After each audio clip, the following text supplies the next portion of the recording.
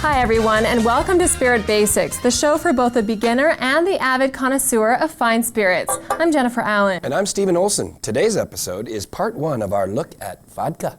Now, I always thought that vodka was Russian, but I just learned that the word vodka comes from the Polish word dzięcienia woda, meaning little water. Little water as in water of life. Like every category of spirits we will talk about on this show, whether it be uskabeta, the root for the word whiskey, or eau de vie, or aquavite, or aquavit, they all have the same meaning, water of life. This stuff was important to somebody at some time. There's no question that vodka is Russia's national drink, but we don't see it showing up in Russia until the 1500s. And it wasn't until the 1700s when it became really, really important to the Russians and part of their lore and history as it is today. We see it originally in Asia.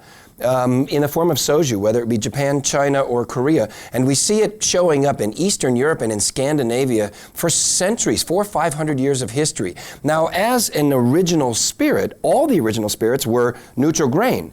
And the definition of vodka by law, and there are no laws about vodka, by the way, but by definition, it is colorless, odorless, and tasteless. It's innocuous. It has no flavor. And it can be made anywhere from virtually anything that grows in the ground that has fermentable sugar. But I think most people think that it can be made from just only potatoes. That is the common thought, and there are, without question, some great potato vodkas, particularly from Eastern Europe, Poland specifically. However, if you think about a subsistence lifestyle, you're growing grain. Your grain is for your children, for your family, for your livestock. It's for flour. It's for making beer to preserve the grain throughout the course of the wintertime. If you had a slightly lower crop, imagine using up your grain to make a distillate.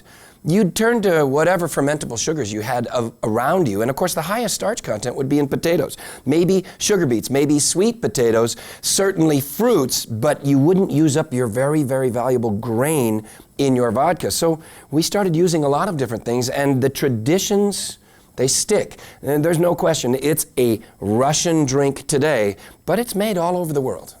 Well, for more history on vodka, we turn now to our master mixologist, Dale Degroff.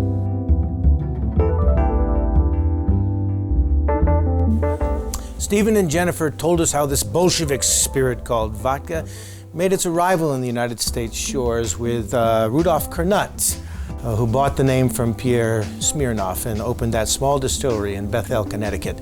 Well, a very smart man who was the president of Henuset Industries came along and saw this little distillery and saw potential there. And he bought that distillery from Rudolf Kernut, and Rudolf went to work for him in 1937. He had dreams for vodka way beyond that little 2,000-case distillery in Bethel, Connecticut, but the war interrupted those dreams. During the war, we didn't produce alcohol for beverage, we produced alcohol for gunpowder. After the war was over, though, John Martin, the president of Henuset Industries, picked up his dream for vodka, and he took 4 or 5 cocktails, and he started to heavily market this spirit in the United States of America. And he was a bright marketing guy, and he knew that if you could reach the Hollywood film community, you could reach the whole nation. So he went to Hollywood, and it was in Hollywood where he discovered the drink, the Moscow Mule, which was one of those drinks that he marketed vodka with. His pal who owned the Cock and Bull Saloon on Sunset Boulevard, one that I visited myself, sad to say, before it closed, it became a car dealership, where he had a load of ginger beer, which is a spicy kind of ginger ale, and didn't know what to do with it. And he put it together with John Martin's new product, vodka, and a squeeze of lime in a copper mug, and they marketed it as the Moscow Mule. Every Hollywood star had his engraved Moscow Mule mug, and they all hung above the bar. John Martin took this vodka and mixed it with orange juice. He drove a tank truck up on Hollywood Boulevard to the sidewalk and started dispensing screwdrivers out of the back of a tank truck. That's the kind of marketing genius this guy had. He did crazy, wild things. His advertising slogan, Smirnoff leaves you breathless. The idea that gin martinis at lunch were not good when you went back to work because vodka didn't leave a scent on your breath. He hired Benny Goodman. He hired the new comedian Woody Allen. All these people in print ads to promote his new product, vodka. Among those was the Bloody Mary. The Bloody Mary, which had an interesting history, it came from Harry's New York bar in Paris with a French bartender named Ferdinand Pete Pidio, who went to work in New York at the St. Regis Hotel. Ferdinand had made this vodka drink in Paris, but when he got to the United States in the late 30s, we didn't have very much vodka, so he started making it with gin. And the owners of that fancy New York establishment decided that the name Bloody Mary was a little too risque, and they asked him to change it to the Red Snapper. Well, it was like barbecue. Everybody in America thought their Bloody Mary was better than everybody else's, and they all had their own recipe, including a few people up here in Canada who thought they had the right recipe, especially a guy named Walter Schell. Walter created the Bloody Caesar, which is the drink of Canada, I understand, probably the most sold drink. Taking clam juice or clams and mashing them up, adding them to the tomato juice to make the famous Bloody Caesar. Thanks, Dale. Up next, we take a closer look at how vodka's made. And Scott and Morgan will take their own look at vodka when Spirit Basics returns.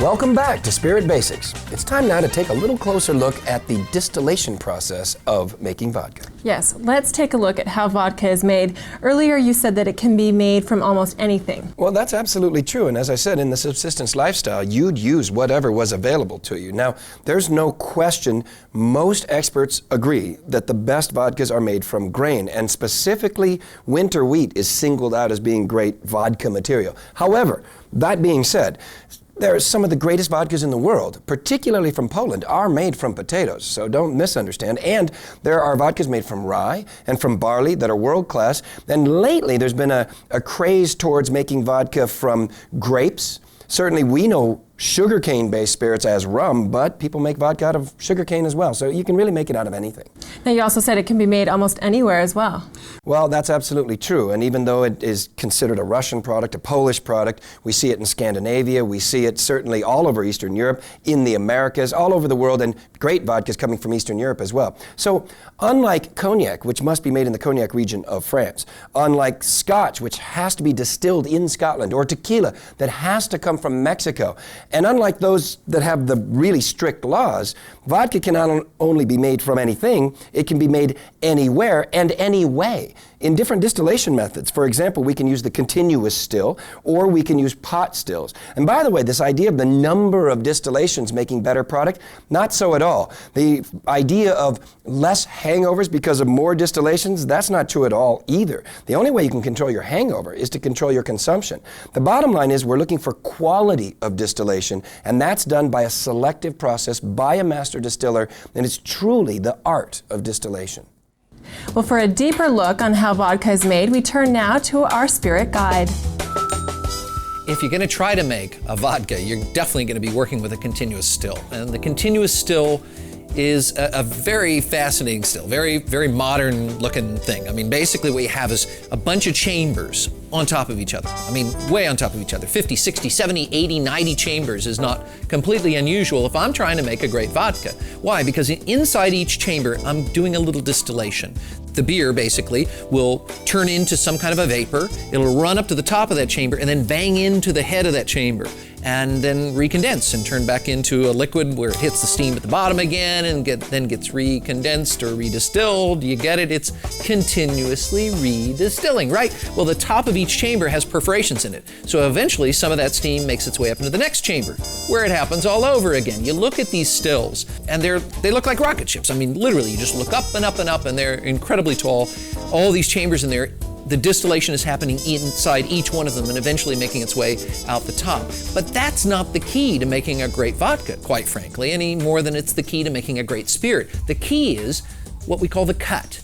In other words, the heads and the tails have funky off aromas to them. The heads, as a matter of fact, have methanol. That stuff will kill you, okay? So you have to remove the methanol, you have to remove the funky stuff at the tail end. In other words, make a good cut. And inside one of these stills, you're trying to make the most skillful cut you can. That's how you make great vodka. Well, now that we've taken a look at the history, the origins, the process of making vodka, let's get an inside look. Our spirit insiders, Morgan and Scott, take us deeper into the world of vodka.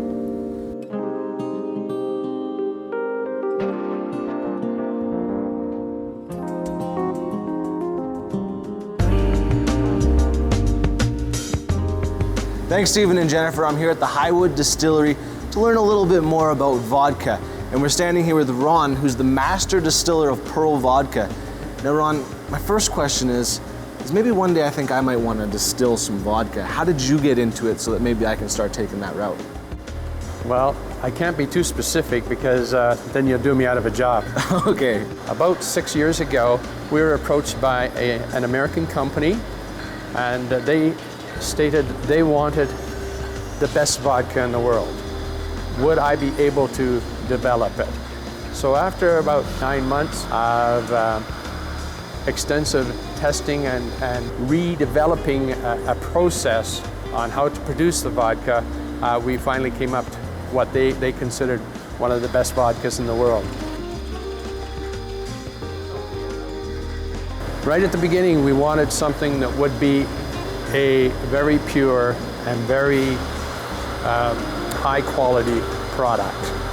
We have the natural resources here, some of the best in the world. We started using wheat at that point in time because it has less of the undigestible alcohols as it is distilled. You mentioned you used wheat as a grain, but what other types of grain can you use for vodka? In Canada, most vodkas are made from rye grain or corn. Most of the corn is imported. When you go home, how do you drink a world-class vodka? Do you put it in Caesars? Do you shake it up, make it cold, or do you just pour it over some rocks? How do you do it? How should someone drink? Yes, what I like to do is I like to take Pearl Vodka and put it over in the shaker over ice. Shake it a minimum of 10 seconds. Shaken, not stirred. James Bond style, that is the way to really enhance the flavor of a vodka. It ozonates it, it enhances it, and the flavor really comes through. Great, well thank you very much. There you go, Steve and Jennifer. Shaken, not stirred. Back to you guys. Thanks to our intrepid spirit insiders for that report. And of course, they'll be back next week with another one. Yes, they will. Up after the break, we continue our look into the world of vodka, how to drink it, and how to put it in some of your favorite cocktails. It's coming up when Spirit Basics returns.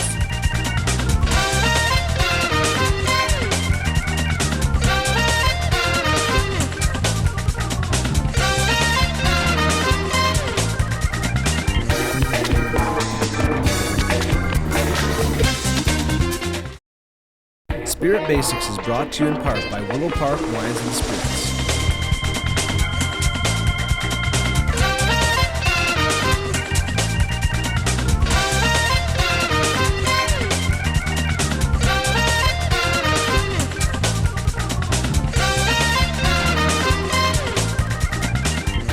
Welcome back to Spirit Basics, the show for everyone who wants to learn more about the world's best cocktails.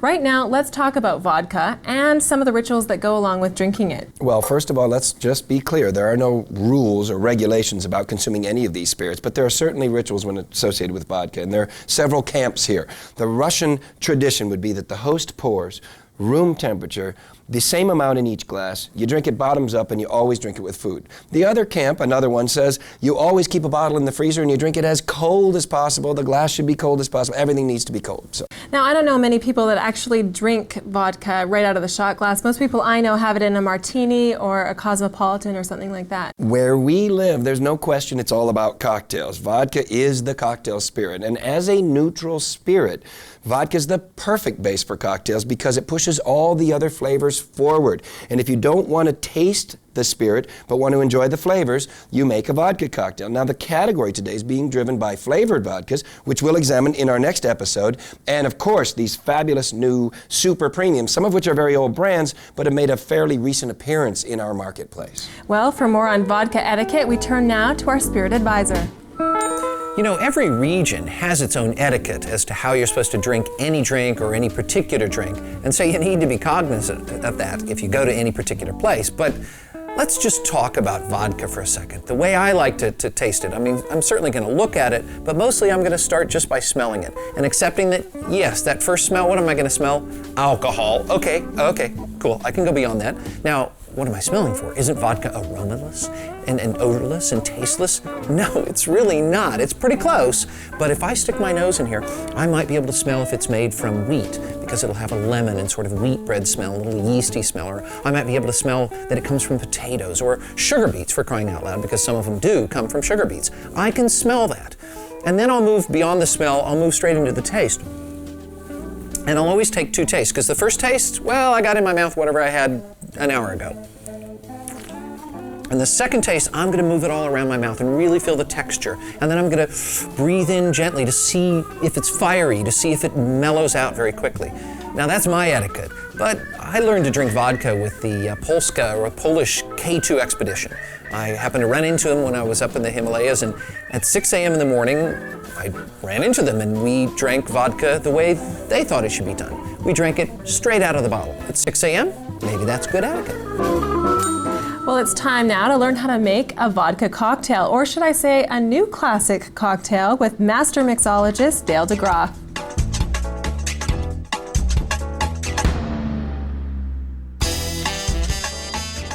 So gin was king traditionally for years and years in the martini, but today I'm going to make you a very famous vodka version of a martini. Actually, it's really famous. It's called the Flame of Love, and it was made especially for Dean Martin once a long time ago when he hung out at Chasen's, the famous bar. Now, I've got some vodkas here. I got a grain vodka called Grey Goose, which is actually very, very good, very popular these days. I got a potato vodka from Poland called Luksusowa, also very popular. And I have another potato vodka made by the same guys who make Belvedere. It's called Chopin, also from Poland. So I'll go with the grain vodka for this particular drink. But let me tell you about this drink. This is a great story. There was a real wonderful saloon and restaurant in Beverly Hills, California called Chasen's. And all the stars hung out there, including the Rat Pack, Sinatra, Dean Martin, Sammy Davis, and that whole crowd. And there was a really good bartender there who I knew personally because I worked down the road a piece at the Hotel Bel Air. And his name was Pepe Ruiz. One day Dean Martin comes in and says, "Pepe, I want a drink that I can call all my own. Invent me a drink." And Pepe said, "Okay, Mr. Martin, when you come back next time, I'm going to have a drink all ready for you." And this is what Pepe did. He took a regular vodka martini, and now I've got this glass sort of nicely chilled here. And what he did was he took a little bit of fino sherry, which is the driest style of sherry. It's the one that the Spaniards use for dinner, because it's that dry. A lot of our sherries are a little sweeter or creamier sherries. This one you could have with food. What he did was he just put a little bit on the inside of the glass to coat it and season the glass right back into the mixing glass. Then he took a match, and this is a garnish that I used at the Rainbow Room for years as my signature as well, and he just coated the inside of that glass with as much orange oil as he could over and over again. Now you see it's just got a wonderful orange essence. And then he built his martini, and he shook it, by the way. Remember, I got a little bit of fino sherry in here, and I got my vodka, and he shook this martini. I would normally stir, but I'm going to follow Pepe's instructions to the T here. And when Mr. Martin came back in the next time, he said, "Mr. Martin, I've got your drink, and it's called the Flame of Love." And he did that little ceremony for him. Well, Martin was just as thrilled as he could be. And when Frank Sinatra came in the next time, Frank said to him, "Oh, what do you got going there?" And he said, "I got my martini, which Pepe invented just for me, and it's called the Flame of Love." And he made one for Sinatra. Sinatra went crazy, thought it was so great. He said, "Pepe, make one for everyone in the whole house." There were 225 people sitting in the dining room at the time, and Pepe's over there flaming orange peels like a maniac, the poor guy. What you do is you flame one more orange peel right over the top of this drink, like this. Pow! And you drop that one in. Now we have, what do we have here? A real simpatico matching of sherry and orange. A match made in heaven with a little vodka. Very mellows out that martini nicely. Steve, Jennifer, I'll make one for you after work. Salute. When we talk about classic cocktails, we're talking about cocktails that oftentimes even predate Prohibition or came from that period, made from classic spirits. And because vodka wasn't around at that time, when we drink vodka cocktails, we tend to call them the new classic cocktails. Well, and after the break, we take a look at cooking with vodka. That's when Spirit Basics returns.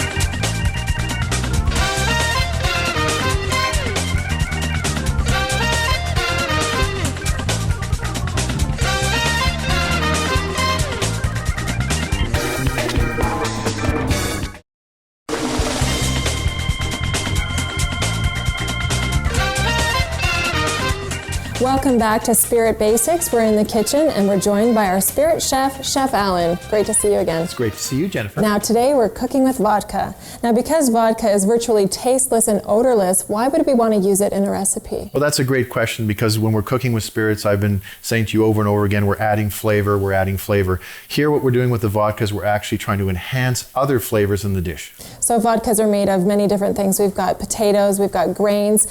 Why would you want to use one type of vodka over another? Well, I find that the alcohol sometimes will be an enhancer, so you can use either, but I prefer the grain-based vodka.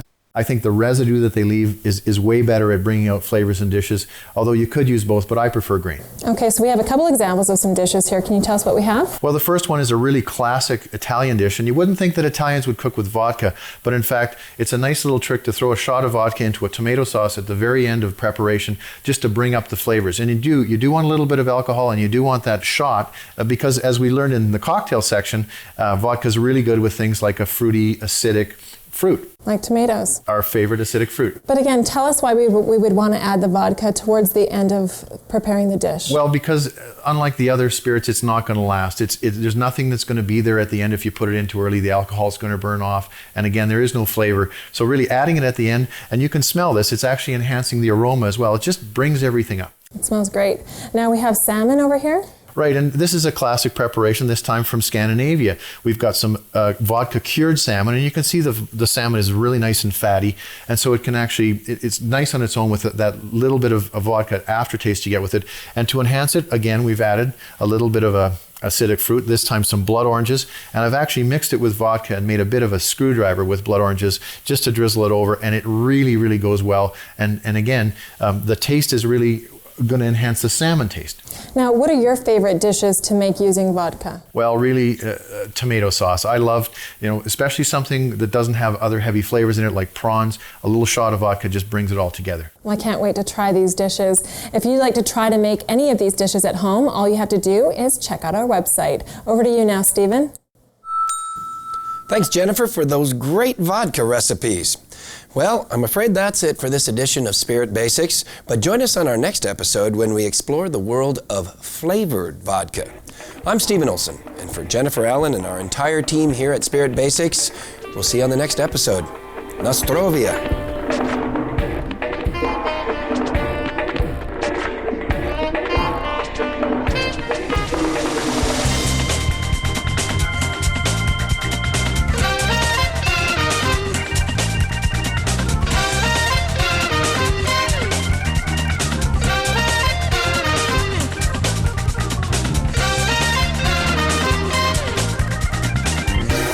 Special thanks to Willow Park Wine and Spirits, whose dedication to providing knowledge, awareness, and service to their customers has made this show possible.